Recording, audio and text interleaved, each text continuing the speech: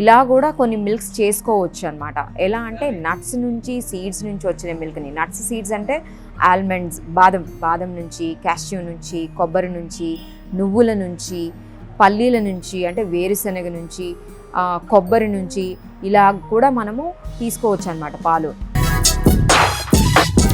నమస్తే, నేను శారదా కూరగాయల. ఈరోజు మనం మిల్క్ గురించి మాట్లాడుకుందాం. మిల్క్ అనగానే మనకి డైరీ ప్రోడక్ట్స్ ఉంటాయి కదా, అంటే అందరికీ అలవాటైనదే. మనకి చాలా సంవత్సరాల నుంచి గేదెల నుంచో లేకపోతే ఆవుల నుంచి వచ్చే పాలు, ఇంకా కొంతమంది అయితే మేకల నుంచి వచ్చే పాలు చాలా శ్రేష్టమైనవి. దానిలో కాల్షియం ఉంటుంది. ఇవి పొద్దున్నే మనం తాగాలి. దాని నుంచి వచ్చే అంటే సబ్స్టిట్యూట్స్ ఏవైతే ఉన్నాయో, పెరుగు లేకపోతే నెయ్యి లేకపోతే పన్నీర్ ఇలాగ చేసుకుంటాం, మనకి తెలిసిన ఇదన్నమాట. బట్ ఈరోజు నేను ఒక సబ్స్టిట్యూట్ చెప్తానండి.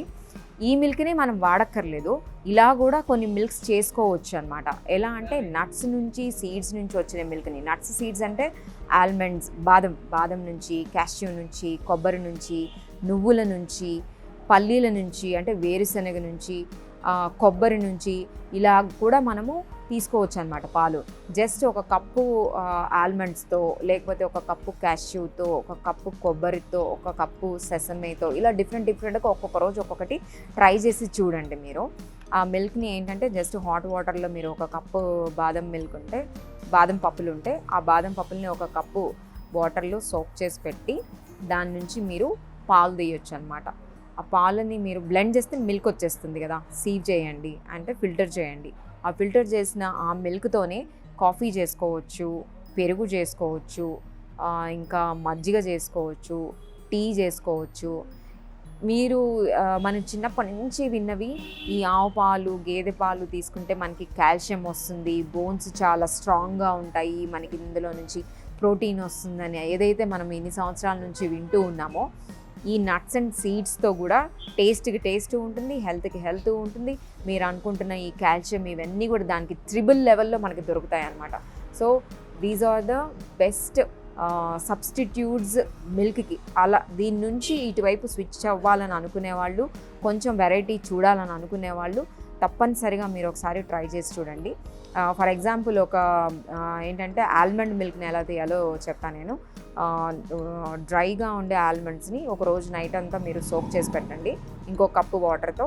దాన్ని ఇంకొక 2 కప్స్ యాడ్ చేసి మీరు బ్లెండ్ చేయండి, అంటే మిక్సీలో వేయండి. తర్వాత మీకు మిల్క్ లాగా వస్తుంది కదా, దాన్ని సీవ్ చేసేస్తే పాలు వచ్చేస్తుంది అనమాట.